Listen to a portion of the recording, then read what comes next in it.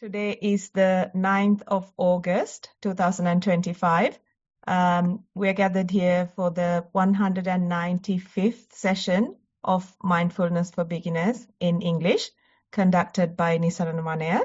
I would like to welcome Venerable Homagama Dhamma Kusala Thero for our session and everyone who's participating via Zoom, Facebook live stream, and anyone who may be watching later. Our program, as usual, will commence with the in-session practice of mindfulness, followed by the talk on today's topic. The topic for today is craving. And finally, we will be moving on to our reports that we have received, presenting them to Bhante for his feedback. And at the end, if we have time for questions. Then to begin today's session, I now invite Bhante to start the in-session practice of mindfulness. Thanks, Sonali. Hello, everyone. So in order to start today's session, let's do a walking practice. I think we haven't done mindful walking for a while. So it's good to remind ourselves about mindful walking. And for this, we select a certain space where we are able to walk in a comfortable manner. And you walk back and forth. While walking back and forth, you try to be mindful of the walking. Simply notice that your body is walking. Simply be mindful of your steps. That's the very idea. And you can notice the feet touching the ground. You can notice the texture, temperature of the ground. And probably you can even notice which parts of your feet is touching the ground. This way, we try to walk while keeping our attention with the walking body. And it is natural that your mind gets distracted. Sometimes surrounding sounds, sometimes the sights that you see, certain thoughts, memories will come to your mind. So time after time, your mind goes away to certain things. You forget the walking, you lose that attention. That's fine. You can simply realize that you have gotten lost. With that awareness, you can gently return your attention back to the walking. This way, we return our attention and try to continue with the walking mindfulness. Time after time, repetitively, our attention goes to other things, but we catch it and we return back to the walking. That's what we are going to do. So all of us, let's take about 10-15 minutes to do a mindful walking session.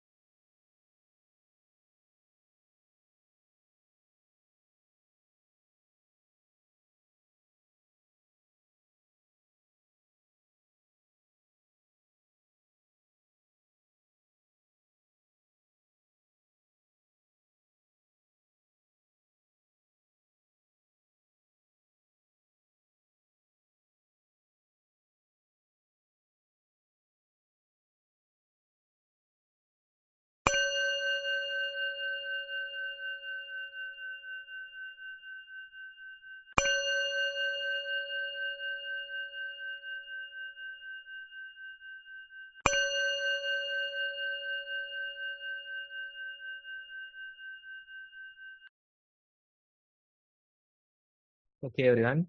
That's our time to do a mindful walking session today. With that, Sonali, you can take over. Thank you, Bhante. Next on the agenda is the talk on today's topic. As I mentioned earlier, the topic this week is craving. I now invite Bhante again to start the talk on the topic. Okay, everyone. So we are starting a fresh topic today. And this one we can relate this particular topic to our lives and our daily schedules.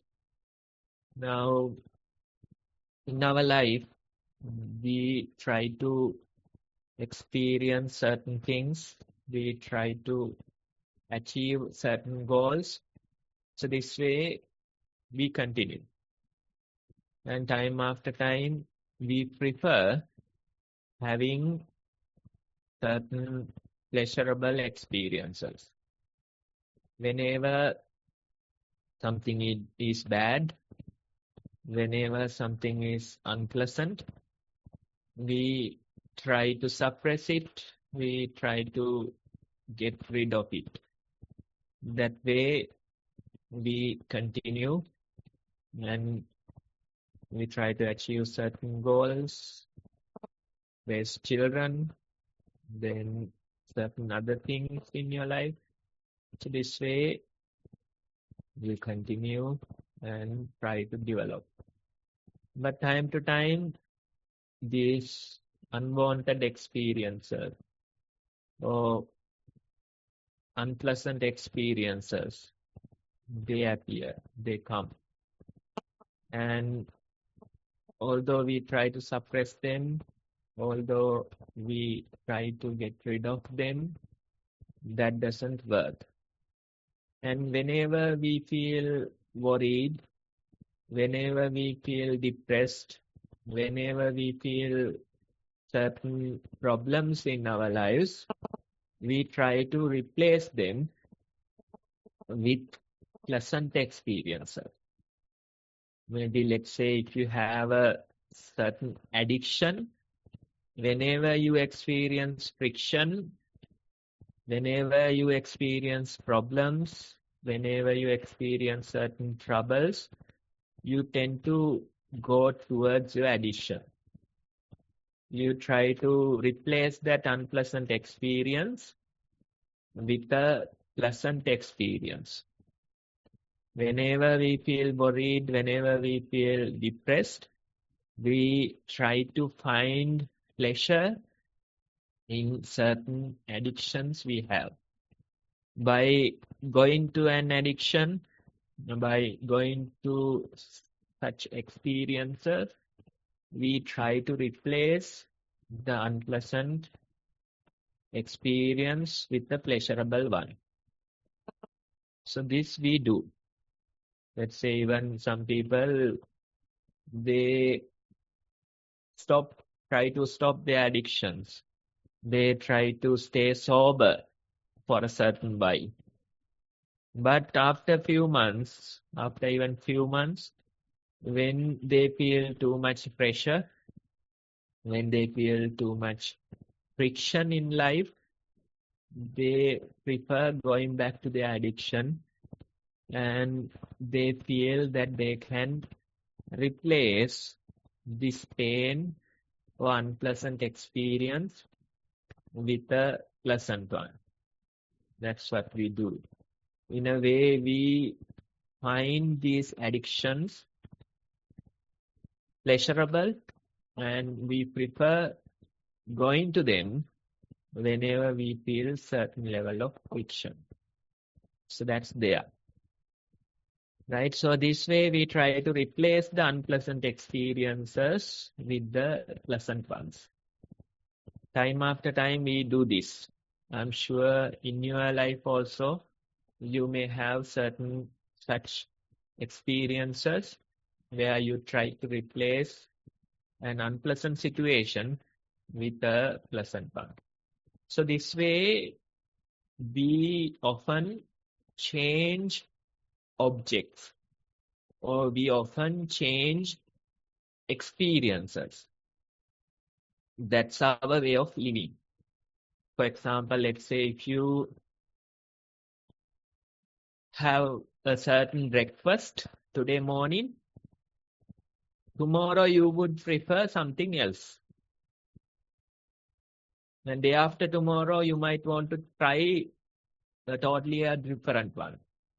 So this way, even our meals, our experiences, we try to find novelty in them. We try to do new things in our life. Let's say traveling, going to different countries, meeting different people. In a way, it's all about finding new experiences, changing objects, changing experiences. That's what we do. If we stay with the same experience, probably we feel utter boredom, we feel less energy, and we feel like we don't like this anymore. Let's say if you have the same breakfast every day, probably within a couple of weeks, you get sick and tired of that particular breakfast. Even one of your favorite meals, the way to get sick and tired of that meal would be to have it every day. If you have it every day, then soon, probably within few weeks, you get sick and tired of that. Even certain people in your life, they might be your favorite people in your life, but too much exposure with them, too much time with them, you might get sick and tired of them. That is the truth. So in a way, you go to work every day, that helps you to get a break from the people at home. If you are going to work, otherwise if you are working from home, then that's the problem. Because day and night you experience the same people, you get to talk and deal with same people. Even let it be family members, soon maybe within few weeks, within few months, you prefer having a break from them. Yes, so that way we can see we would prefer changing experiences. We would prefer changing objects. Nobody wants to have the same breakfast for the entire lifetime. Nobody wants to spend too much time with a person because they get sick and tired of it. So this way we try to find a novelty in our lives. We try to chase new experience. Even the food, you prefer having new experiences. Maybe today you eat Sri Lankan food, tomorrow you would prefer Thai food. That way you try to change things. Today you travel to a certain country, next year you might prefer traveling to a different country. Today you talk to somebody and probably within few hours you would prefer dealing with some other person. So this way we run our life by changing objects. We change experiences. That is how we keep continuing with this life. If you go with the same experience, if you revisit it many times, then that's a good way to get sick and tired of that particular experience. Or even a person, if you deal with that person too much, if you get too much exposure time to that person, probably you will get sick and tired of that person within a couple of weeks. So this way, in our mind, we have this tendency to change objects. And Buddha is suggesting us something interesting. Buddha is saying that the truth is right in front of us. But we don't see that truth because we are changing object. Our mind, it has this nature of changing object. Our experiences, we change them due to that reason. Due to that changing objects, we don't get to see the truth that's right in front of us. In our mind, you can see how rapidly the objects or the experiences are changing. You start with one experience, you end with a different experience. You start with one object, you end with a different object. That experiment that we do, or the activity that we do with a singing bowl, we suggest the children or the group that they should listen to the singing bowl sound only. And I'm sure most of you are aware, usually the singing bowls, they start at a high sound, high pitch, and gradually they reduce, they fade away. And it might take probably like 1 minute for a good singing bowl to fade away. If it is good, it will last even more than 1 minute, right? If it is not good, if it is not proper metal, then it might last only few seconds. So a good singing bowl, it will keep singing for more than 1 minute or so. And the very activity is to simply listen to that singing bowl sound and keep our attention with that singing bowl sound. And what happens is that initially it is easier because the sound is prominent and easier to notice. But gradually when it fades away, at a certain level, you can see other surrounding sounds or other objects in your mind. They try to overpower the sound of the singing bowl. Other sounds become prominent and you struggle to keep your attention with the singing bowl. Other objects, maybe thoughts and certain other things come to your mind.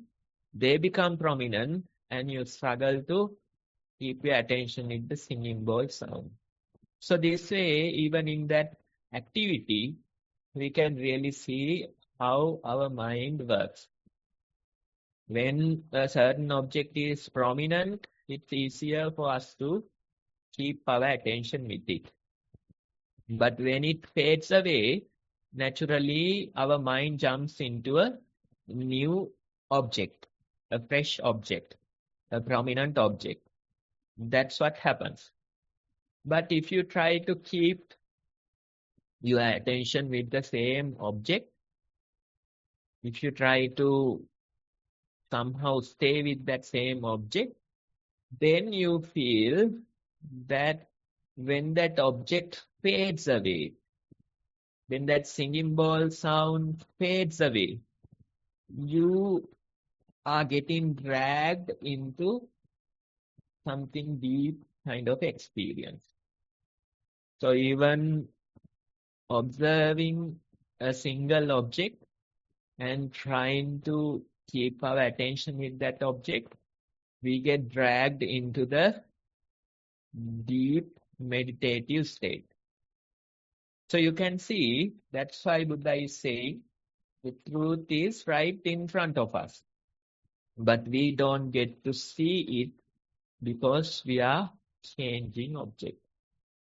So in our meditation, in our practice, we try not to change objects. Our mind, it will try to change objects repetitively. But we repetitively realize it and we bring our attention back to the primary object or the object that we have selected. If it is walking, it's the sensations of your feet. If it is sitting, then probably the breathing. So that's the selected object. That's the primary object. And repetitively, we direct our attention towards this particular primary object, towards the object that we have selected. Thoughts come, they drag our attention away. Other surrounding sounds come, they drag our attention away. Various memories, past incidents appear. They feel much more attractive. But time after time, we direct our attention towards this selected object, towards this bodily sensation. And by doing that, we get closer to the truth that's in front of us. If we keep allowing our mind to change objects, then that's a way to create illusion or create ignorance, and truth disappears. But if we keep directing our attention towards the same object, that will help us to see the truth in this world. They see the truth that's right in front of us. That's the very idea. And in the Buddhist teachings, you might hear or you might know that we talk about 5 aggregates: form, feeling, perception, volitional formations or thoughts, let's say, and consciousness. So we say 5 khandha or 5 aggregates. These are the things that we are made out of. We have a bundle of 5 aggregates, and that's how we continue, we function. Now, when we say we should keep our attention with the breathing, most people, they argue, and the breathing is form only. The other things are forgotten, other things are not observed there. That idea most people will tell us. But we have to understand, when we observe the breathing, of course, the form is there, but due to the feeling, due to the perception, due to the volitional formations, due to the consciousness, due to all these factors, we are observing the breath. Without these other factors or without these other aggregates, we won't be able to observe the breath. If the feeling is not there, then you won't be noticing the breath. If the perception is not there, then you won't be noticing the breath. If the volitional formations are not there, then you won't be noticing the breath. If the consciousness is not there, you won't be noticing the breath. So you have to understand, when you observe the breathing, you are observing an indication of these 5 aggregates. In the breathing, we have all the 5 aggregates hidden inside that breath. The object breath, it is a bundle of all 5 aggregates. And what happens when we direct our attention repetitively towards this object? Breathing. We repetitively direct our attention towards this breathing. And when we do that, maybe when we do it for some time, maybe when we continue doing it for a few weeks, you realize gradually the breath fades away. Earlier, you have been experiencing a solid breath. Breath was prominent. These 5 aggregates in the breathing was prominent. But gradually, when you keep observing the same breath cycle for many rounds, you realize the breath starts fading away. The breath becomes less prominent, or the breath disappears. That happens. And when the breath disappears, that disappearing breath, it is telling us something important. It is telling a secret. It is telling us that there is no lasting five aggregates. All the aggregates, they are appearing like solid. They are appearing like consistent. But when you direct your attention properly, you realize the five aggregates, there is no real essence in them. We can't say there is nothing in them, but we can say there is no real essence in them. If you direct your attention towards the breathing, if you direct your attention repetitively, then the breath will tell you that there is no real essence in this particular object. The breathing is there, but there is no real essence. Earlier you thought that this is a solid breath that you are experiencing. But now you realize the breath is breaking, the breath is fading away, and gradually the breath disappears. And when the breath disappears, our mind goes crazy sometimes. It will create all these doubts, start questioning, asking what has happened to the breathing. Whether I'm dead. Some people, they open their eyes and, they realize they are still alive and they are relieved. Right? So that way, you can really see our mind goes crazy when this happens. It will argue, it will tell you time after time that this is not true, this can't happen. But according to Dhamma, according to the practice, this is a good experience. You get to see a glimpse of the truth. You get to see that although the breath appeared solid, although the breath appeared like there is real essence, when you repetitively observe the same breath, you realize there is no real essence. And breath is telling us that message or the secret when it disappears. But that very experience is not enough. Probably going through a single round won't be enough. Instead, the disappeared breath, again after a while it appears. And when it appears, most people, they say, now the breath appeared again. Now my meditation, it is not working properly. No, that's not the way. Instead, the breath will disappear. And after a while, the breath will reappear.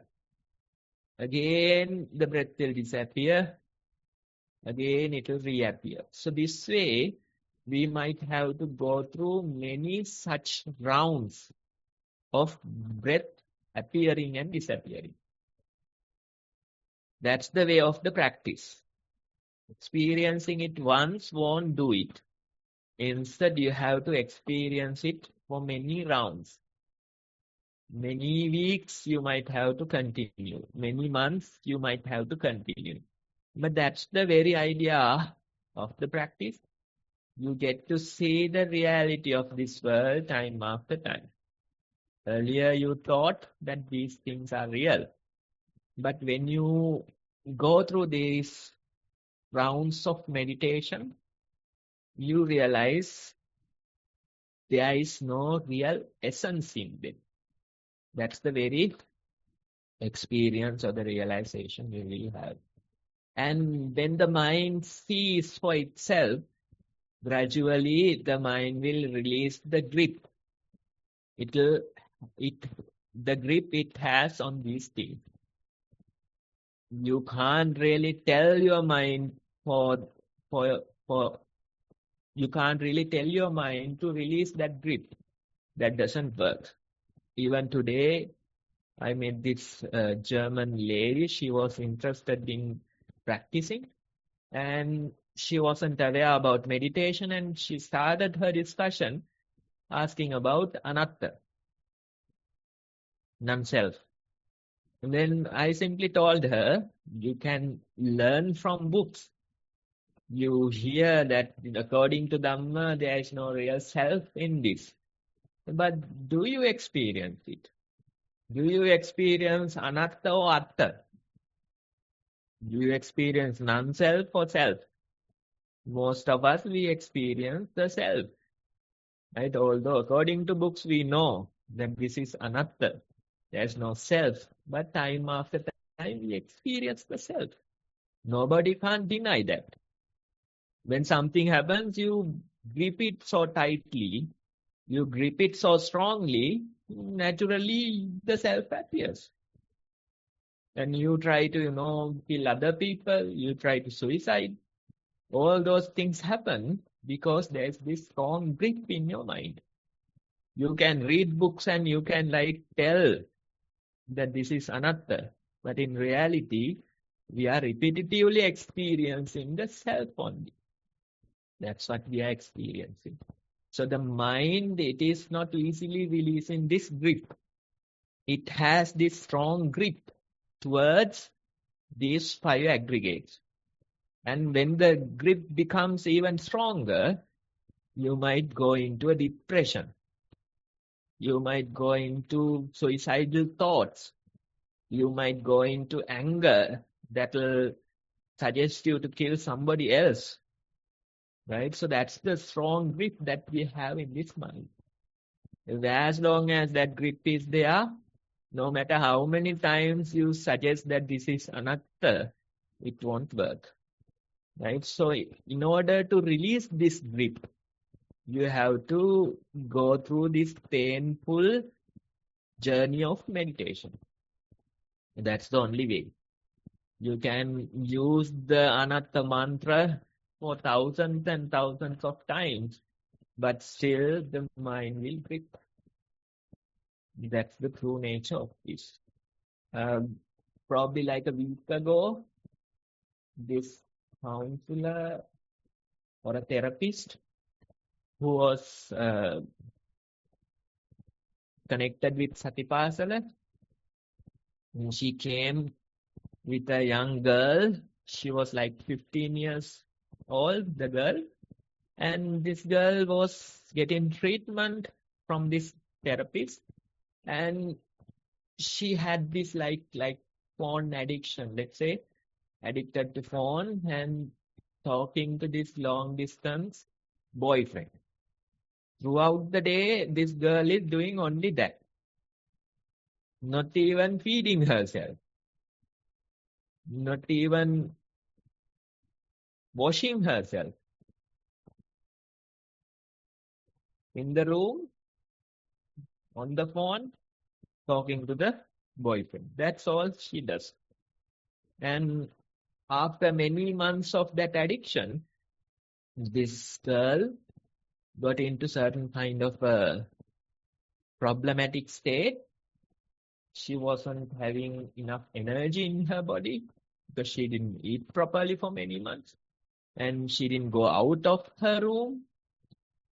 She didn't clean herself, taking a wash and things like that. No maintenance work is done. Right? So you can see what type of a mentality such a person will get into after a few months of such an extreme addiction. Right? So this girl, she came and, she was listening carefully. Not much of a talker. And so she was listening. So people, their mother was there, then this therapist was there, they were talking. But nothing will impact her. Nothing will change her. That's the reality of this mind. When such a grip is there, when such status are there in the mind, anyone can really help it. Right? So you can't really talk about the mindfulness, or you can't really talk about other ways of healing with that type of a mentality. Instead, you have to simply, somehow get them to go outside, probably. Somehow get them to spend some time in nature. Those things might help. But soon after that, again goes back to the same room and goes to the same addiction. So you can see how strong the grip of this mind is. When we have such a strong grip, we can use all those anatta mantras, but rarely it works. We can see we talk about non-self, but repetitively we are experiencing the self only. So in order to release this grip, we might have to go through many painful rounds of meditation, but that's the only way. That's the way to release this grip. When the breath disappears, it is telling us a secret. The mind will listen to it, but listening to it once won't do. You might have to approach the same rounds of meditation repetitively, time after time, and that's how the mind will gradually release the grip. And when that happens, when the grip is little released, you can really feel a certain level of peace in your mind. Or your mind releases the grip and you start to feel much better. You start to feel much higher levels of relaxation. And that's how we can reduce the craving in this mind. And when we reduce the craving, we can really feel that we are light-hearted. We can really feel even our body becomes light. Right? So those changes happen when the grip releases. If you do, let's say, if you complete like 100 hours of meditation, then you realize your mind is much more peaceful. Your mind has released its grip a little. If you do 1,000 hours of meditation, then you realize now only I feel the proper relaxation level. Earlier when I did 100 hours, that was nothing, that relaxation was nothing. Now only I feel the proper relaxation, you will say. Let's say if you do 10,000 hours of meditation, then you might feel much greater levels of relaxation, right? So you can see only through going through these many rounds of meditation, only by going through that painful process, you can change or release the grip of this mind. As long as that grip is there, it doesn't matter whatever you have in this world, you won't be peaceful. Your mind won't be happy. You will have 101 things, but still your mind will complain that I am missing these parts. You will have more than enough for you to be happy in your life, but still this same craving will tell you that due to this, I can't be happy. So you can see the reason behind that struggle is the grip of our mind, or the craving of our mind. When we have a strong grip, no matter how many material things we have, we won't be happy or peaceful in this world. That's the truth. That's the reality. Most people, they think that by buying things, they can be happy. Such people are there. Whenever there's a family problem, they go and they do shopping. They spend few hours doing shopping and they spend a lot of money and they try to feel happiness through that. But you have to understand that's not the cause of the happiness. By doing shopping, you can't be really happy. Instead, you have to release this grip. You have to gradually reduce the craving of this mind. By only doing that, we can really be happy and peaceful in this world. So this today's topic, there's this very nice quote from Seneca. I think he's one of the philosophers in Rome or Greece, I can't remember. And he says, it is not the man who has too much, but the man who craves little. Hold on, I can't read. Sonali, yes, thank you. Yes, it is not the man who has too little, but the man who craves more, that is poor. Right? So you can see the materialistic things won't make you happy. That's the very idea that the Seneca is saying. He's saying that if you craves for more, then you are poor. If you have strong grip or craving in your mind, then you are poor. It doesn't matter how many things you possess. It doesn't matter whatever the materialistic things that you have. Still, you won't be happy or peaceful in your mind. Still, you won't be rich in your mind. So that's the very idea. I hope this particular topic is helpful for you, and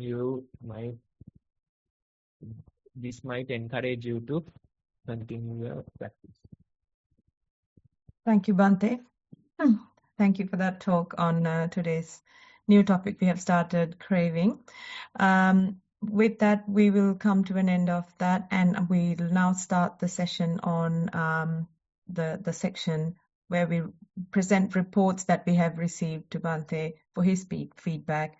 And at the end, if we have any time, questions. To start this section, I now invite Nadeep. If you could please, Nadeep, go through the beginner's guide before you start. Thank you. Yeah, thanks, Sonali. Did you have the guide ready? Yeah, thank you. Yeah, thanks, Sonali. For those who are aspiring to start mindfulness, there are 2 videos produced with the help of venerable monks from Nissarana Vanaya, one for mindful walking and another for mindful sitting. Please go through those 2 videos and grasp the fundamentals, the basic instructions. If you don't understand, go through a couple of times until you understand the basics. Once you go through those videos, the next thing is most important thing is to put that into practice. So find a time, either in the morning or before you go to the bed, and start with the very little time, like 5 minutes in the morning or 5 minutes just before the bedtime. Start with it is advised to start with the mindful walking, which is conducive to your follow-up mindful sitting. Once you start your practice with the 5 minutes, and try to increase it gradually to 10 minutes, 15 minutes, and so on, rather than spend too much time initially pushing through with a lot of effort. After a week time, once you complete your practice, about 2 hours in total, you can share those your experience with us in a form of a report. You can structure the report on mindful walking and mindful sitting, and also you could include how you practice mindfulness during your daily course. You can include how you feel in regards to mindful sitting. You can initially start your reports clearly mentioning what is your primary object, whether it's the rising and falling of your tummy or breath. So it is very important to mentioned what is your mindful object, the first thing. And then you can include how you feel the breath and whether your mind wandered away and how you get back to your mindful object, primary object.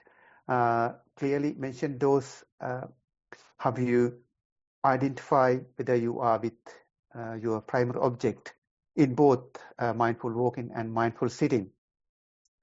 As mentioned previously, you can also include how you practice mindfulness during while cooking, while you're washing, and while you're at work as well.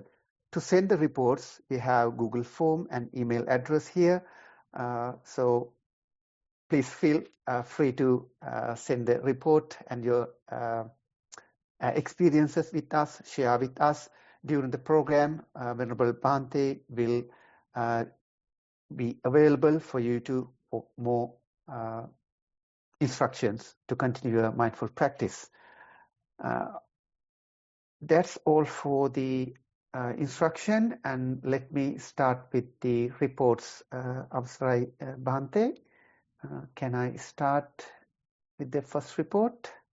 Venerable Swamin Wahanse, place on sandy walking path, time 8:30 a.m., duration 30 minutes, main object sensation on soles of the feet.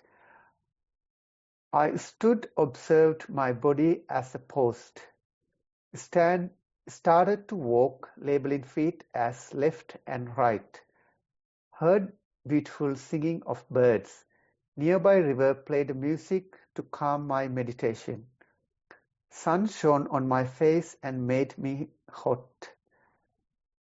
Other yogis walking alone in other walking paths around me gave me a great confidence and strength. My walking was effortless, rather like a flow. I didn't feel tired or uncomfortable. Suddenly it started to drizzle. I felt happier. All of us didn't move away. But gradually drizzling turned out to rain. Slowly, one by one, yogis disappeared. I didn't feel sad. Instead, I focused my attention on soles. Previously, sand was dry, but now sand is wet and cold. Difficult to walk, rain continues. Easy to feel the roughness and hardness of flow. Water on face, shoulders and body made me feel cold. Alas, signal came that the meditation session was over. I will never forget that Poya Day meditation experience at Nissarana branch in Agalavatta. Mindful sitting. Place. On a cushion in meditation hall. Time 9:15 a.m. Duration 30 minutes. Main object, movement of the belly. I sat and my body was like a heap of stones. I could observe 5 moments. I focused on my figure and sitting posture. Birds were chirping cheerily. Cold breezes hugged me. River played music for me to feel happy. No disturbances for meditation. Belly movements became less conspicuous. Theruvan Saranai Uttum Swamin Wahanse.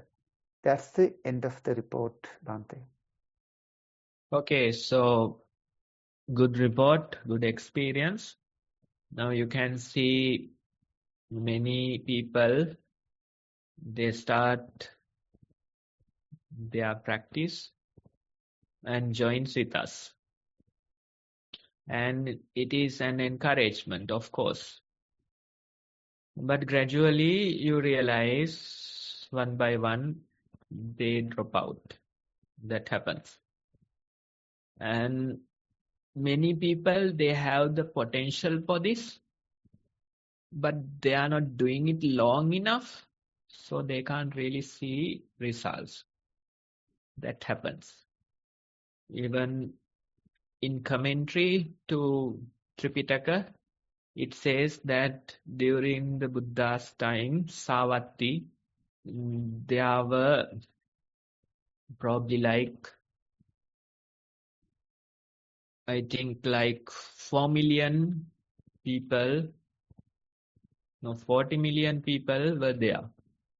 That's what's given in the commentary. Now, 50 million people were there, but like 40 million people were enlightened. Something like that it says, right? So, but in reality, 80% people, they didn't get enlightened. That's not the case. Instead, what happens probably was that they had the potential, but they couldn't get it, or they couldn't continue long enough to see the results. That's what happens to most of us. Most of us, we have the potential. But in order to see the results, in order to finish this in this life itself, you might have to continue for many years. You already have the potential, but you have to continue for many years and get results that is there.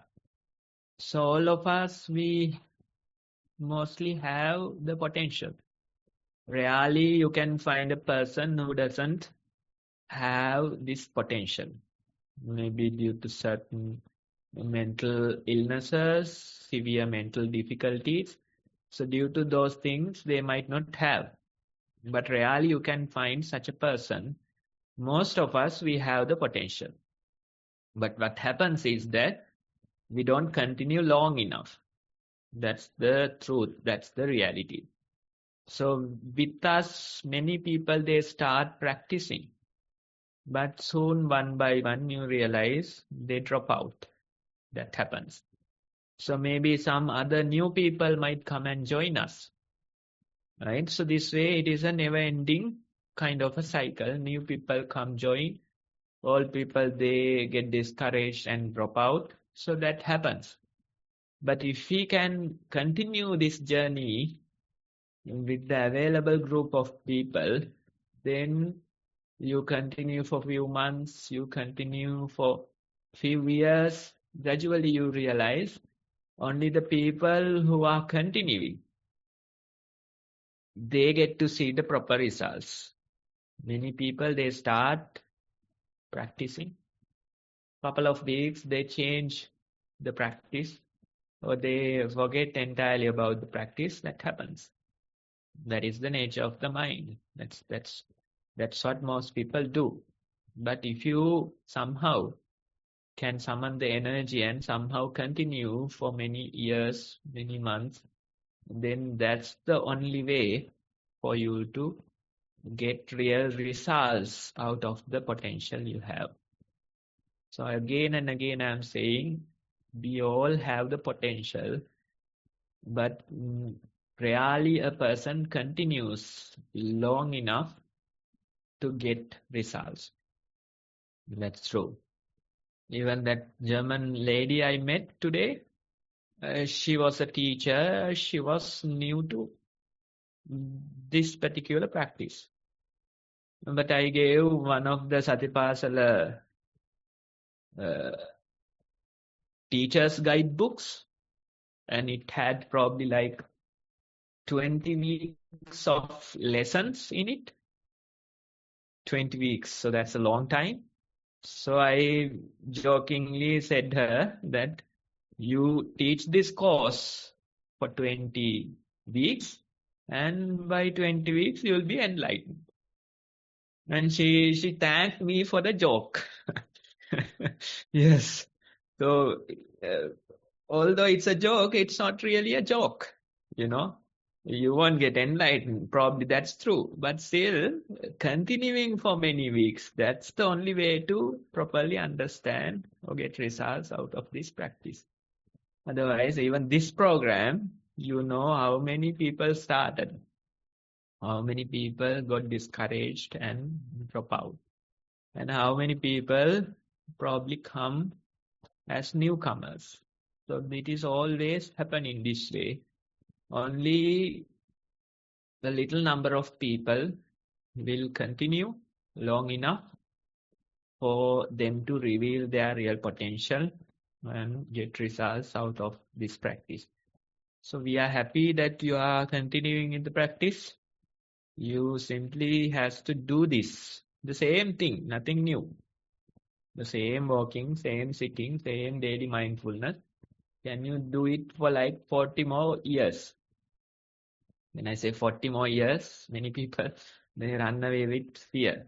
Yes, 40 years, too much, Bhante. That's what they are saying. But what else to do? Is there anything better for you to do in this life? I doubt it. Right? So this is the only option. So you do it. Till as long as you are alive, you do it. That's the only way.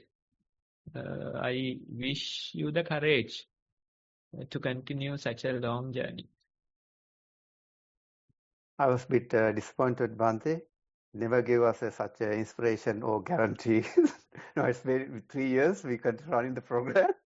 So you are not teaching Satipasala lessons, no? I can send you that PDF. That you start a class and do 20 lessons, and then we discuss. Thanks for that, much spirit, See, Bhante. he got silent. All right.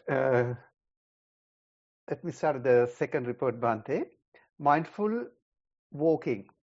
Walking formally on a path, walking for exercise, or walking to a station on the way to work. All feel similar these days, as if the edge of each type is merging. Walked to station recently and remember how attention went to feet movements naturally.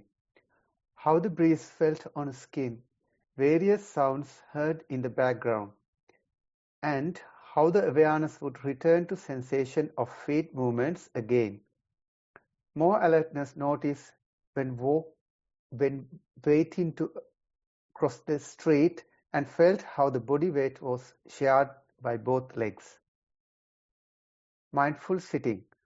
Less formal practice in last few weeks, but again feels like components of formal sitting practice have merged with day-to-day activities. For example, having a cup of tea sitting quietly or seated in the garden late afternoon all have been opportunities to become mindful. Not the same as when formally sitting on a cushion watching one object, but allowing things to happen and observe them. Fascinating to watch the mind when peace arises, and realizing boredom has replaced it after a while. Sometimes attention goes to pressure on the bottom on the seat, which can move to boredom again. Canvas of mind showing various painting. Mindfulness during the day. Past few weeks were unusually busy. Became aware that the mental pressure and tension were building. These signs helped notice the need for change, assessed what were essential tasks, what were important tasks, and those that were nice to do tasks. Gave priority to essential tasks, managed to address a couple of important ones, but politely moved away from other ones. Prioritizing own well-being offered the opportunity to sit with a cup of tea in peace. Walking to the station doubled up as walking meditation. Dear Bhante, look forward to your valuable feedback and immense gratitude for practical guidance. Thero Saranai. That's the end of the report, Bhante.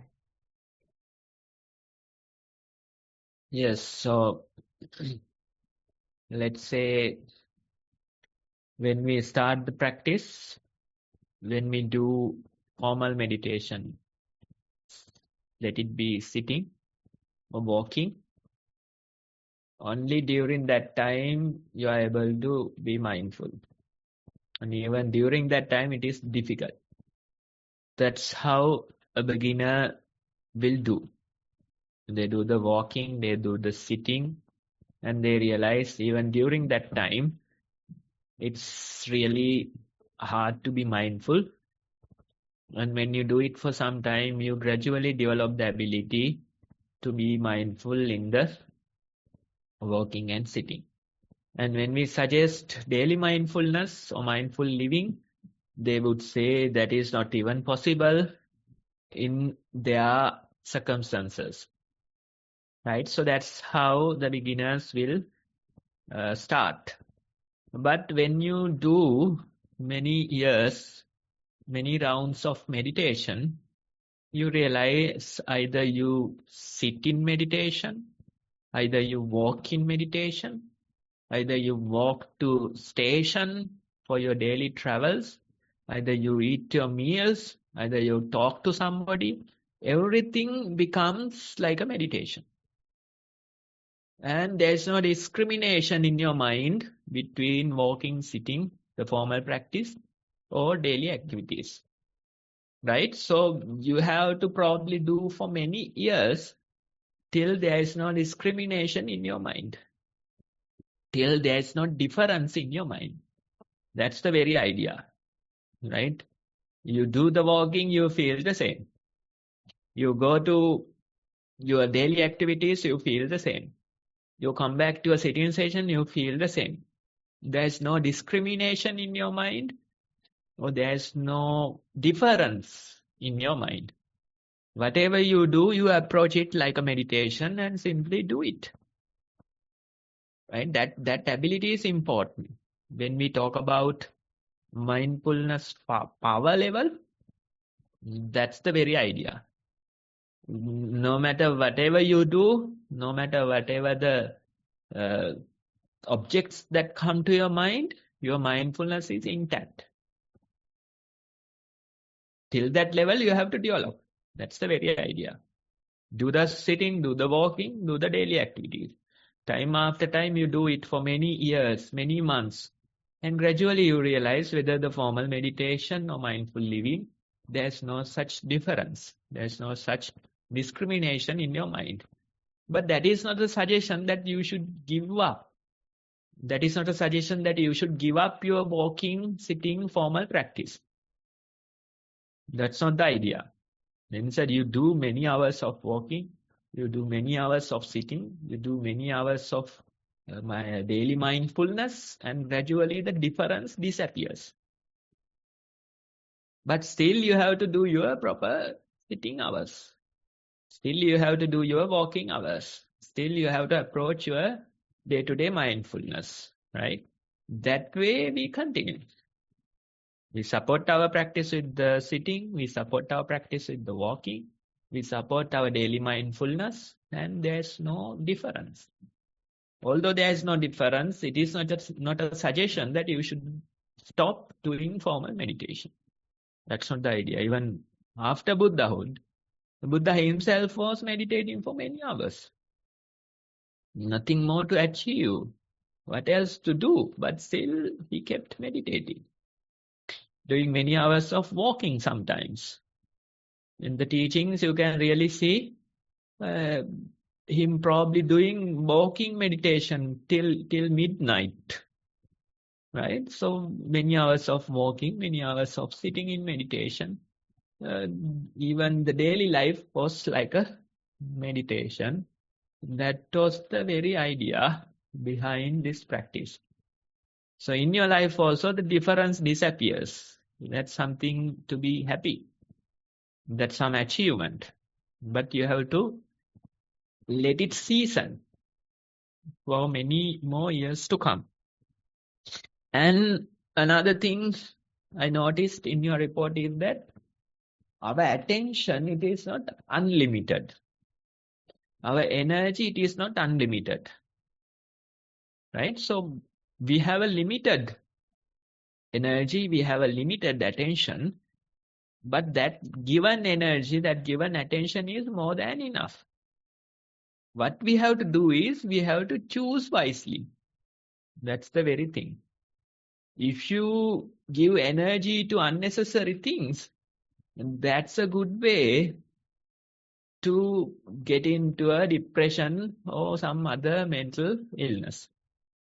So we have this unlimited world, right? Go to web, you can find 1001 articles to read. Go on YouTube, there are so many blogs, documentaries, news to watch. Go to the outside world, there are so many people that keeps asking for your attention. Right? If you keep giving your energy or attention to unnecessary things, then that's a good way to direct yourself into a mental illness. So we have to understand it doesn't matter whether we meditate or not. We always have a limited attention, limited energy. That energy, that attention is more than enough. What we have to do is simply give proper priorities. Give your energy or attention to the important things. Unimportant things, simply let them solve their problems themselves. That's the very idea. Even teaching mindfulness, for some of you, I think it's a good idea to teach.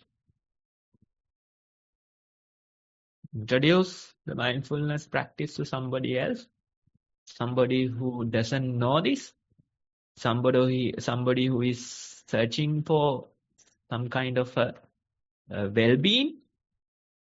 You can introduce this. No need to use Buddhist concepts. No need to use all these Buddhist teachings. Instead, simply introduce mindfulness as a secular practice. That is enough, right? Simply let them walk, let them sit, and simply ask them to practice mindfulness. And that way, we can teach them. But we have to understand, even teaching somebody, there is a certain line that you have to draw. If you keep giving them your energy unnecessarily, then that's a good way to get into trouble yourself. Right? So even teaching, you have to know your limit. You can do a certain level, the rest they have to sort out themselves. If you try to cross that limit, then you yourself as a teacher get into trouble. It drains your energy. Right? So in this world, we have enough energy. Don't worry about that. We have enough energy, but we have to use that energy wisely. That's the very idea. Otherwise, unnecessary things, they will drain your energy and you won't have enough energy for the necessary things.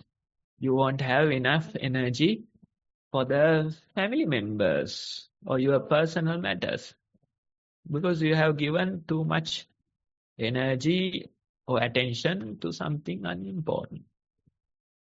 Right? So that idea is also important. You have to figure out your priorities. Nobody else can do it for you. You have to figure out your priorities and use your energy wisely, use your attention wisely. And that's how you can really survive this world. Otherwise, if you keep giving attention to wrong things, then you keep going off course. You keep going into a disaster. So we have to understand the energy or the attention is limited. But we have more than enough energy, attention. What we have to do is we have to use them wisely. Being mindful is the proper way to decide. Being mindful is the way to decide wisely. Every moment, so many things are demanding our attention. Right? So every moment we are making a choice whether to give our attention or not. So if you are making a choice every moment, then how to make a wise choice? Simply by being mindful in the moment, being here and now. Sometimes you realize you are making poor choices. That's fine. That's an insight that you have. That very insight will tell you to make wise choices in the future. Yes, so that way we figure out our own balance and we have enough energy. Only if we know how to use it wisely. Thank you very much, Bhante. Next report. This is the last one. Theruvan Saranai Bhante. The observation was that there was a non-changing nature. Even though it goes with the fading thing from time to time, it was not tiring. I used to submit the Kamatang report to one session weekly. When the program was not there, I had to find a way to present the report. So I sent reports to other Venerable Bhante from Nissarana Vanaya. Most common advice was to keep mind free when the report was submitted. But it was a bit confusing as to do something, with quotes, when things take place without doing.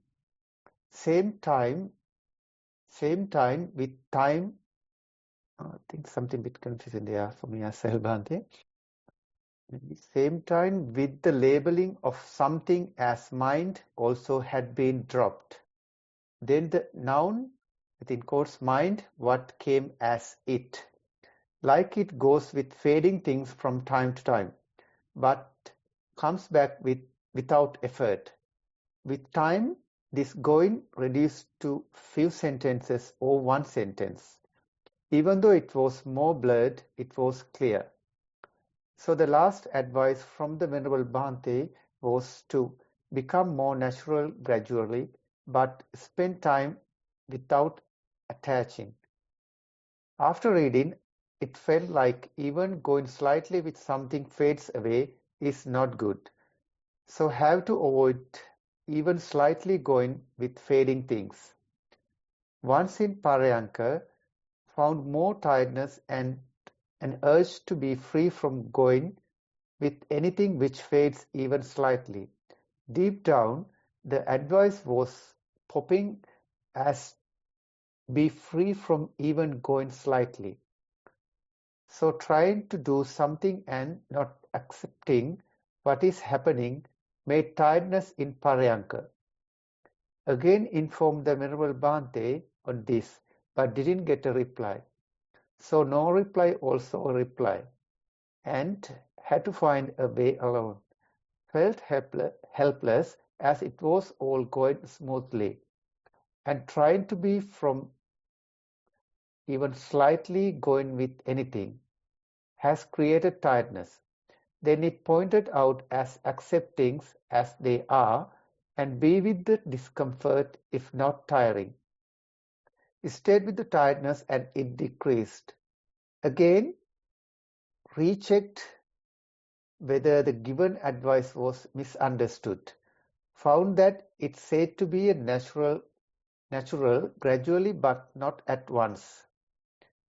But decided not to present the report to other than regular session again to avoid confusion. As just a few reports via any can't take a real picture of one's experience, and it is not anyone's fault. Mindfulness also slows the journey as understood. That's the end of the report, Bhante. Yes, so feeling helpless.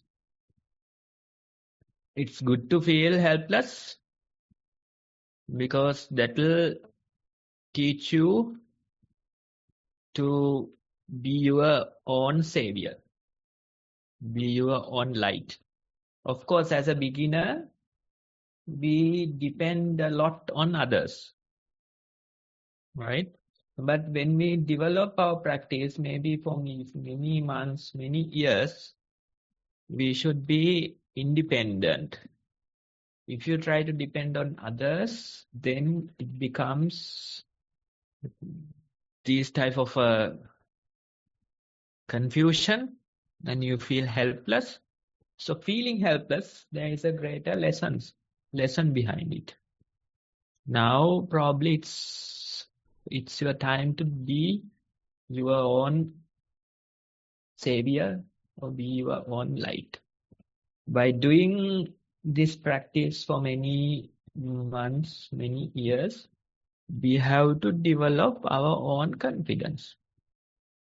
And when you develop that confidence, you won't get carried away with other people's comings.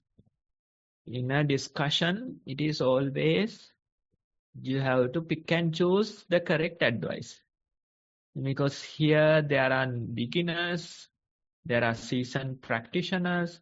So it depends on the report presented. And it depends on the occasion. So if you don't filter out the proper advice, then what happens is that you get into a confusion, you feel helpless. But for a person like you, I suggest that it's good to feel helpless.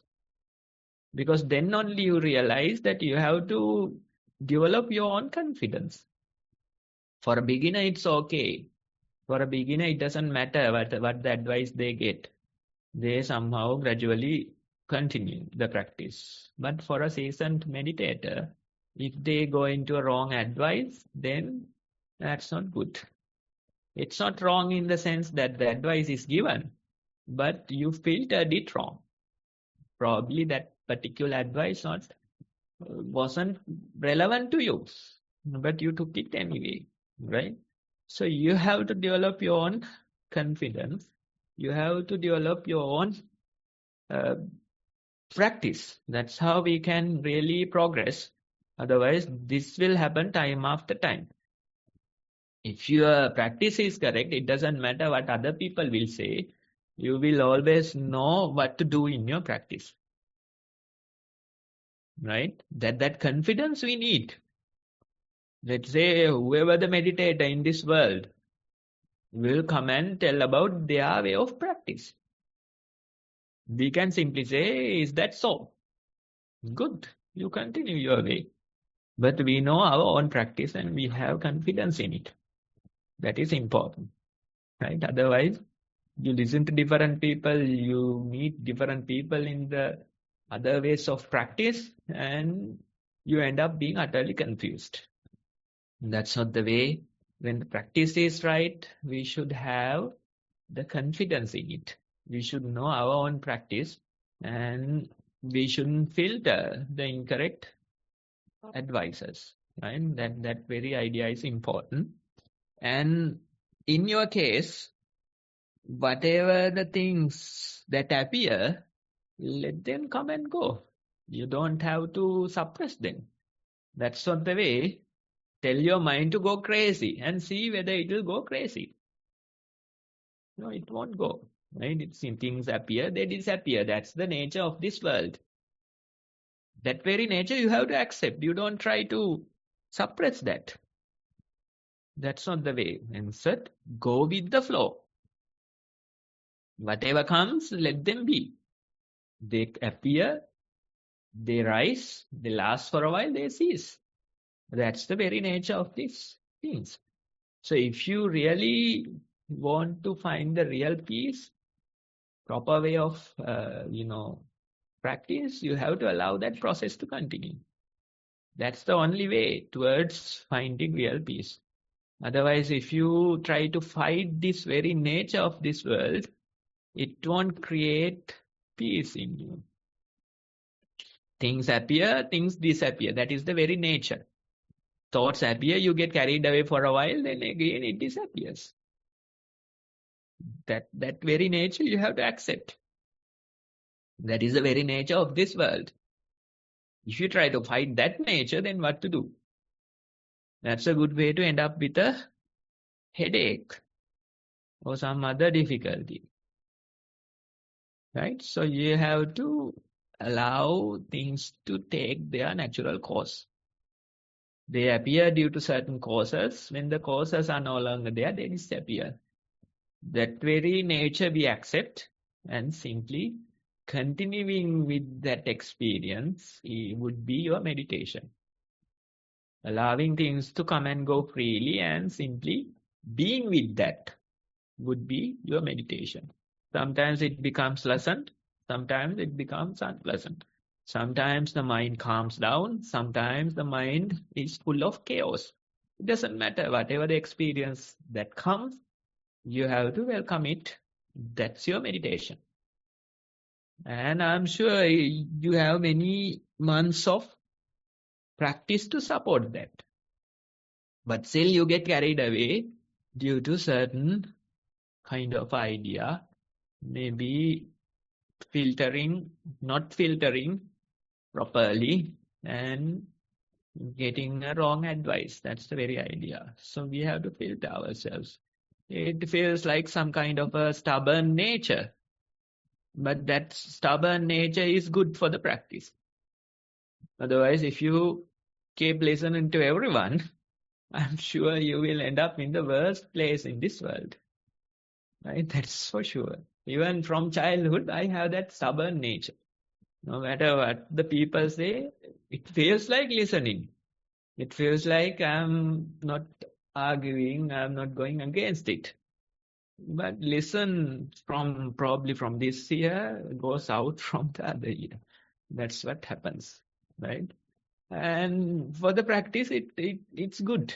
You know where to get your advice. You know whom to trust. That is enough, right? And when you develop your practice, you get enough confidence to continue on your own, right? So I hope that you know what to do in your practice. I hope many months of your own practice will support that.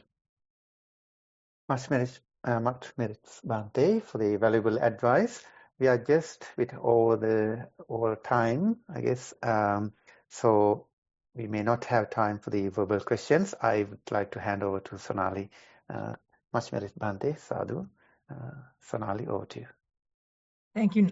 Thank you, Nadev. Thank you, Bhante. Yes, we are a little bit over the time, so I will now continue to end the session. As usual, on behalf of the organizers, we have to thank Venerable Homagama Kusala Thero for his continued guidance on this program, and also the Chief Abbot of Nissarana, Venerable Udayiriyagama Dhammajiva Mahathero, whose ideas to initiate this program. May this merit help them improve their own practice as well. And thank you to all the organizers who are working really hard behind the scene to get bring this program to you every week, and to everyone who's participating and supporting us through participating regularly on Zoom, Facebook live stream, or whoever may be watching later as well. Our program, as usual, will come to you every Saturday at 1 p.m. Sri Lankan time. And we hope to see you next week, and may you all have a happy and wonderful week ahead. I will now end the session for everyone.